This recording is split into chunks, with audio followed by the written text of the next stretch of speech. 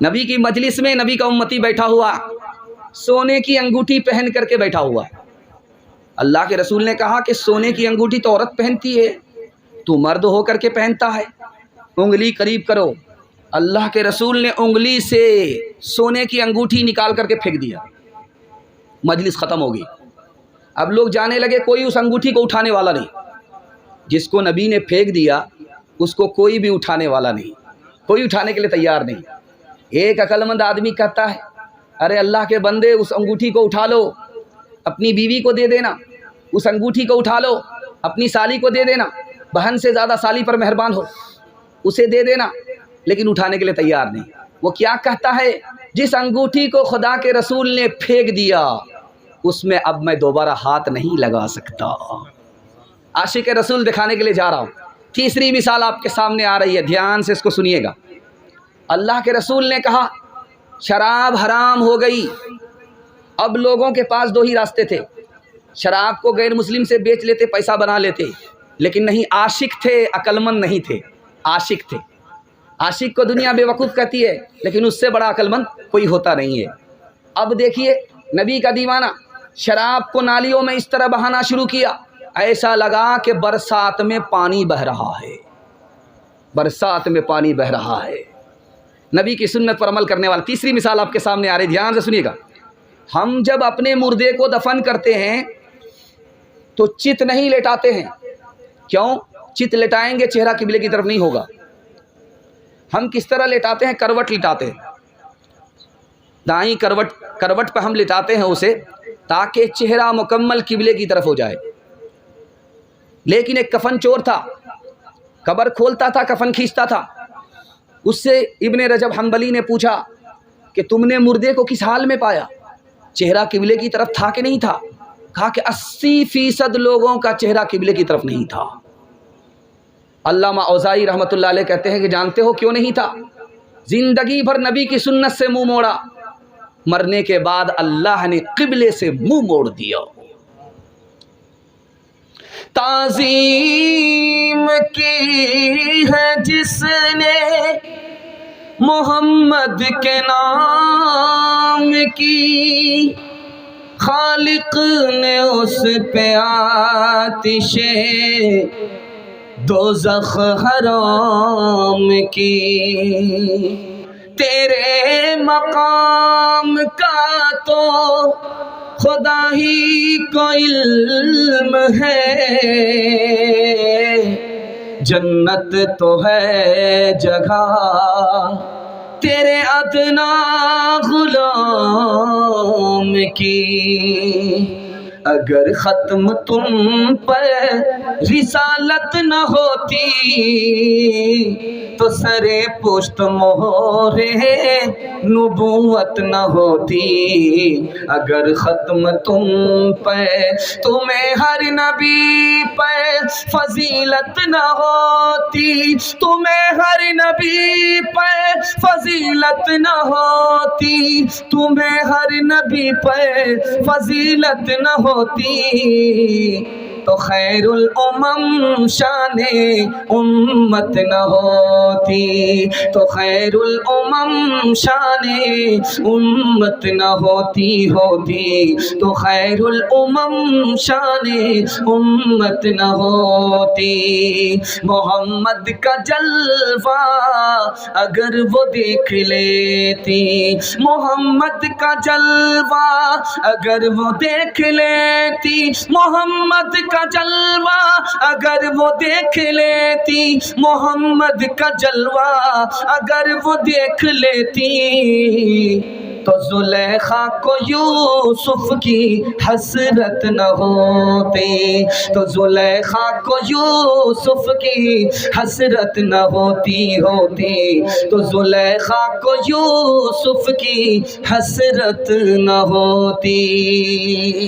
سیرت کا پیغام نکل گیا، غیر مسلموں کے حوالے سے آپ کو پیغام دینے کے لیے جا رہا ہوں۔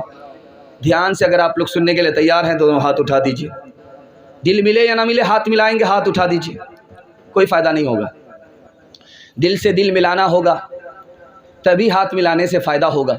دھیان سے سنیے، غیر مسلموں کے حوالے سے سنانے کے لیے جا رہا ہوں۔ اس ملک کا ایک بادشاہ گزرا ہے، اس کا نام ہے اورنگزیب۔ دعا کیجیے اللہ ان کی قبر کو نور سے بھر دے۔ ان کی جنگ ہو گئی کن سے؟ شیواجی سے۔ شیواجی کو اورنگزیب نے گھیر لیا۔ تاریخ دیکھیے ذرا سا، بالکل مختصر۔ جب گھیر لیا تو راشن ختم ہو گیا، دانا پانی ختم ہو گیا۔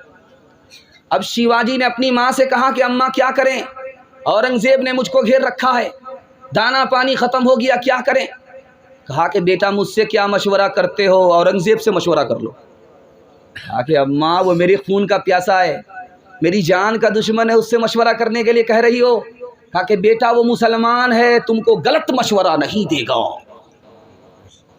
کھڑا ہو گیا جھنڈا لے کر کے، اورنگزیب سے کہتا میں تم سے کچھ بات کرنا چاہتا ہوں۔ کہا کرو، شوق سے کرو، بولو کیا کہنا چاہتے ہو۔ کہا میرا راشن ختم ہو گیا ہے، میری ماں نے تم سے مشورہ کرنے کے لیے کہا ہے۔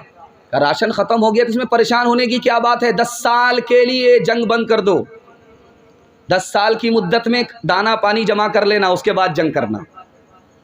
اب اورنگزیب سے پوچھا 10 سال میں تو بہت طاقتور ہو جائے گا، آپ کے خلاف حملہ کرے گا، حکومت آپ کی چلی جائے گی۔ کہا میرے نبی نے 10 سال کے لیے جنگ بند کیا ہے، میں اپنے نبی کی سنت پر عمل کر رہا ہوں، مجھے یقین ہے کہ کامیابی میرے قدم چومے گی، اس کے قدم نہیں چومے گی۔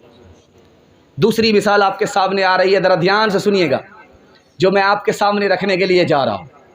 1857 کے بعد 1857 کی بغاوت میں 2 لاکھ مسلمانوں کو مارا گیا، 52,000 علماء کو پھانسی دی گئی۔